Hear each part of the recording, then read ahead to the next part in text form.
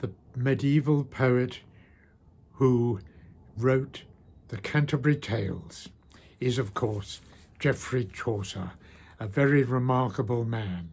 He wrote other poetry as well, of course, but he was among the first to use the English language to write great works of literature.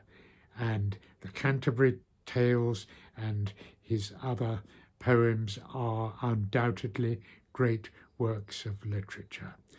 Chaucer was writing at a time when the English language was evolving. He was writing at a time when the English court and nobility would still have been using French, Norman French, as their first language, because since the Norman conquest of 1066, that's how it had been. The country had been run by French-speaking nobility. And even in the 14th century, that was still going on. Well, Geoffrey Chaucer decided he was going to write English, and English, a mixture of all these bits of French, Anglo-Saxon, Viking, Celtic, of course, was slowly evolving into the language we know today. But in Chaucer's day, it still had a long way to go. That doesn't mean that his writing is not extremely beautiful. It certainly was.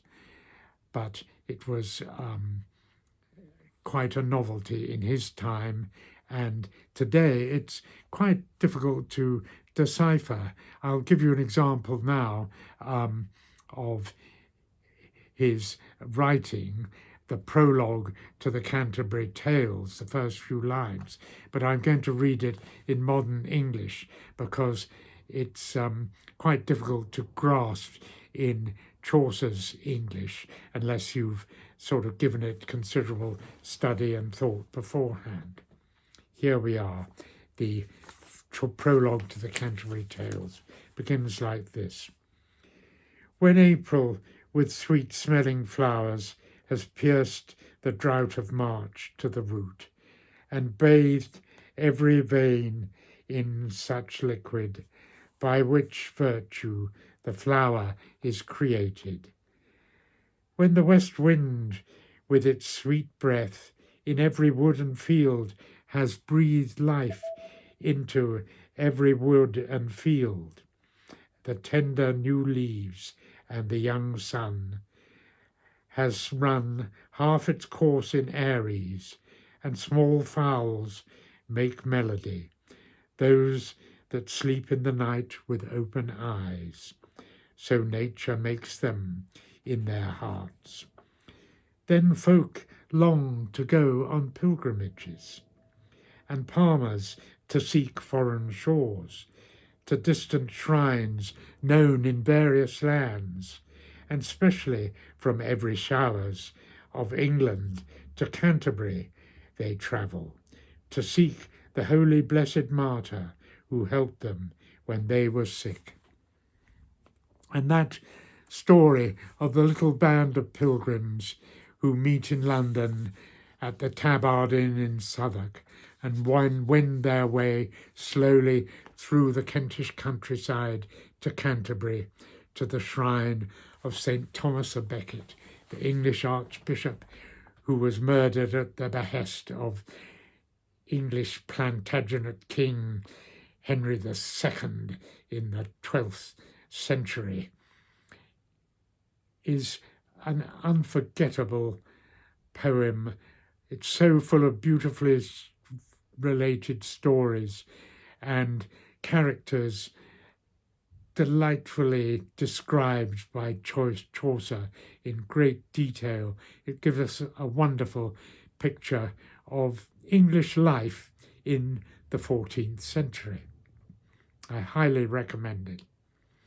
I'm now going to read another poem by Chaucer that was written before the Canterbury Tales, when Chaucer was a bit younger, and Chaucer was himself in love.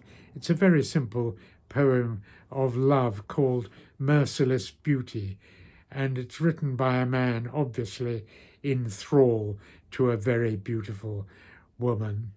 We don't know who it was, but it's Chaucer's voice speaking of love and regret, and really his powerlessness over the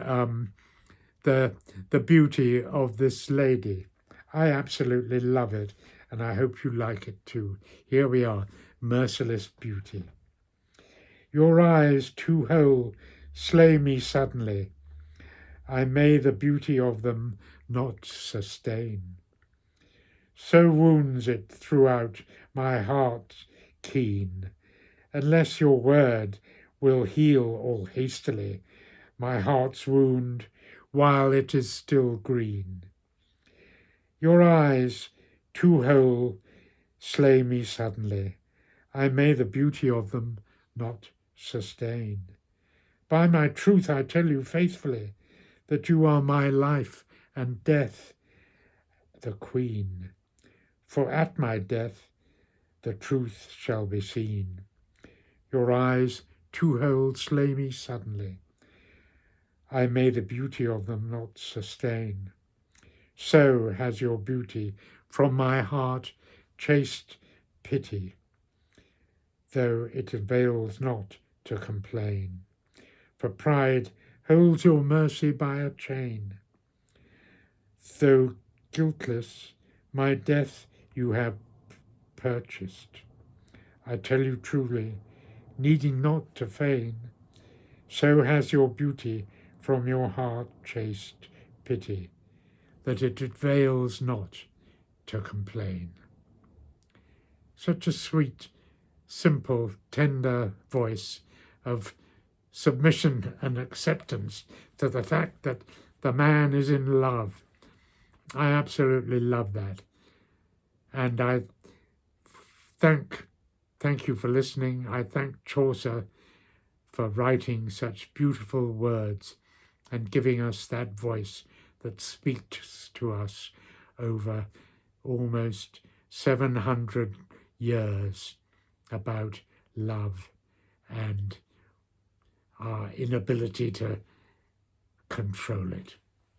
Thanks for listening.